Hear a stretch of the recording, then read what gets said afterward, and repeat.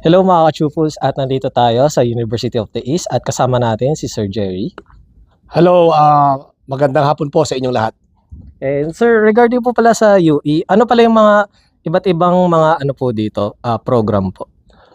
Actually, as of school year 25-26, meron kaming mga different academic tracks like STEM, ABM, UMS, and then we have sports track, we have THE, ICT, and general academic strand. Right. And sir, regarding po pala sa ano po, University of the East, ano pala yung pinagkaiba or similarities po muna ng UE Manila and Caloocan po? Well, actually, we are having the same, no, almost the same because of the one UE policy. So kung ano yung pinatutupad namin sa Manila, same din sa Caloocan. And sir, regarding naman po sa ano po, mga faculty resources po, is ano po pala yung ano po, same lang rin po ba or mas upgraded po dito sa main branch po? Almost the same din kasi we don't want to have any comparison between the two campuses, no? Kasi we call you Caloocan as extension campus. So kung ano yung benefits or yung mga nangyayari dito sa mga faculty namin, same din sa UE Caloocan. And sir, regarding po pala sa ano student po, syempre, ano pala yung maaasahan nila pag dito sila nag-aral po? Ano po yung pagiging student life po nila pag nag-enroll po sila dito? Yeah, that's a good question, no? Dito sa amin sa University of the East, one of the best ano namin dito yung total student care policy. So dito alaga kayo na talagang this will be your extension, no, of your home, no? We treat our student as our own child, no? Mula actually I handled kinder, elementary, junior high school and senior high school, no? 4 na department yan, ako lang yung principal, and we gave the best for our students. In fact, nito lang October 7, we had a first ever family day, no? Kung saan we invited parents, yung mag-asawa, yung mga anak, yung lolo, yung lola, they play with us, no? May mga ano kami, mga fun games. And then napaka-sports din, no, ng mga magulang, and we are all happy. Kami as a admin, we join them, yung mga parent, yung mga bata, talagang na-enjoy nila, no. First ever yan because this is my 3rd year being the principal of Basic Education Manila, and we want this to happen every year, no. Actually, yung family day namin, ang covered lang niya is from kinder to grade 6. So we had a plan also to have this same family day for our grade 7 and 10 this coming January, and before the closing of school year, we want this also to have for our senior high school. Sir, regarding po pala ngayon, parang foundation day po, sir. Yeah. Ano pala yung mga parang highlights nyo po dito sa event na to, sir? Marami kaming activity actually. Actually, ako isa sa recipient ng service award, no? Na-awardan ako ng 35 years in service, no? So noong nakaraang September 29, yeah. And then we had a lot, no? Nagkaroon din kami ng mga series of seminars, and then a series of activities. Last October 7, we had an opening of our Entrepinoy Bazaar, wherein each classroom has their own kind of entrepreneur products, no, na sinesell nila through a very minimal amount like 10 pesos, 20 pesos, something like that. So we tried to give the students a learning how to, you know, especially in their subjects, in entrepreneur subjects nila. Yeah. And sir, next naman po natin is how do you ano po, parang ini-introduce sa mga student po na siyempre graduating na, yung sa mga internship po, tapos parang preparation nila para sa job placement po, sir. Yeah, that's good. Again, no, actually, meron kami tinatawag na immersion, no, yung aming immersion. Actually, yan yung counterpart ng OJT, no, ng mga taga-college. Kami sa senior high school, especially our grade 12, on the second semester, we have this immersion program. At sa immersion program na ito, we partner with other institution. Actually, yung mga ICT namin, yung magagaling sa computer, nakapartner kami sa Atos Philippines, no, one of the IT company in the Philippines, one top company in the Philippines, wherein the CEO and ano nito, yung pinaka-head nito, country head, is no other than my former student in high school na si Sir Janair Torres. And we also partner with other partner institution like for example sa Century Park meron din kami diyan, tapos yung DIY, no, yung gawaan ng cake meron kami. We also partner with DOJ, no, Department of Justice, with our YUM students who wants to become a lawyer someday. And then for the THE, yung yung cake making and everything. So we make sure that we all cater our students in partnering with other institution.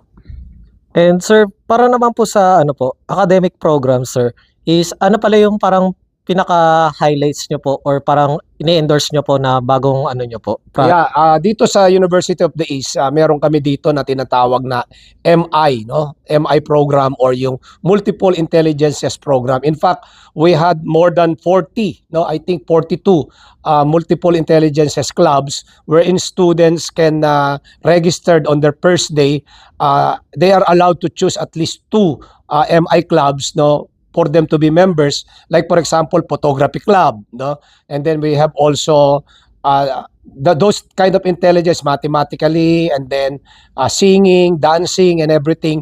Marami kaming mga uri ng clubs yan so that we can find out kung sino yung mga bata na may mga prowess sa kanilang mga talento, no, not necessarily academic, and we enjoy that, no, we enjoy that being members. In fact, that more than 40 MI clubs ay magandang programa namin yan dito. And we also had a program in our curriculum, yung DLP, no, yung Dynamic Learning Program, na nakuha natin yan sa Hagna Bohol.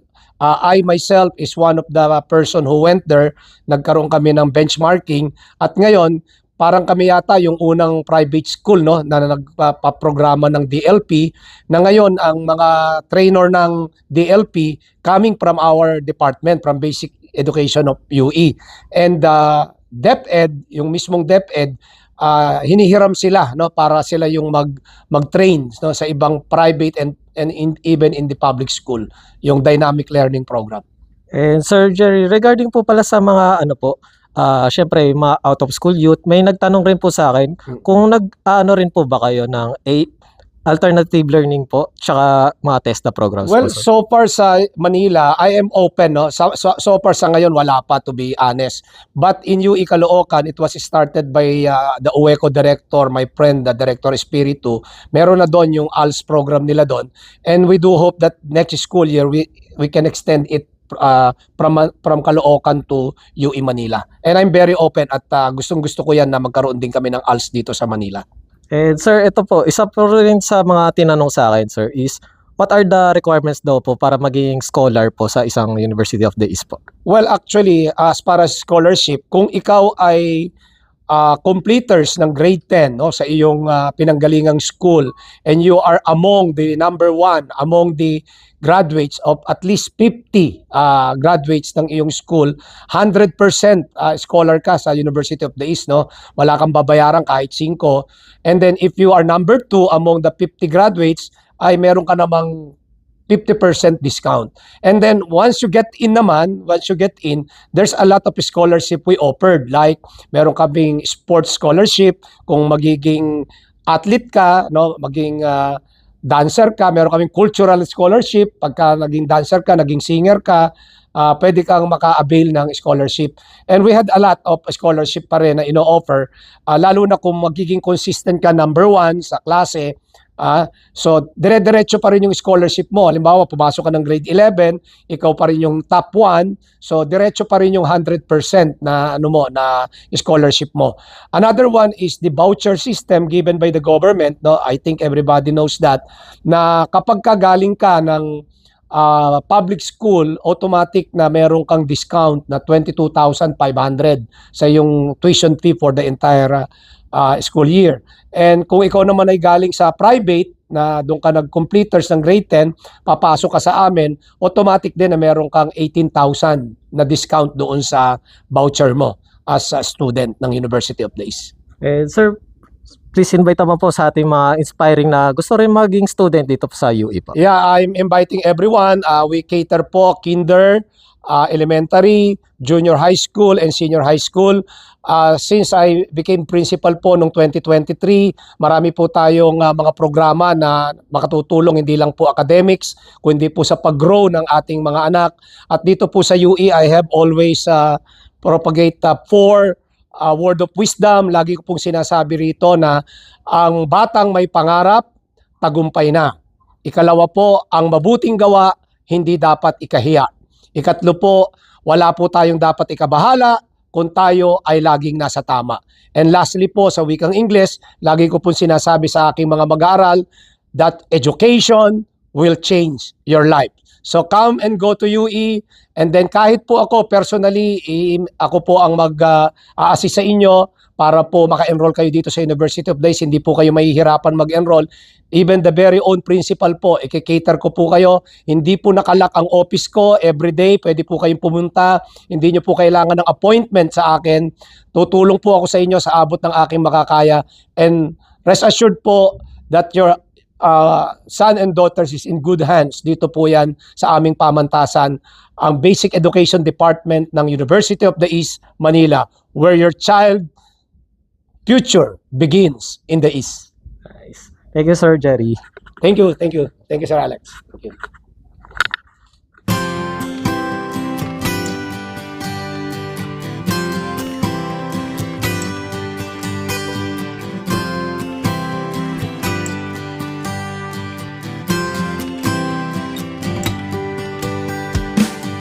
Hello mga kachupos!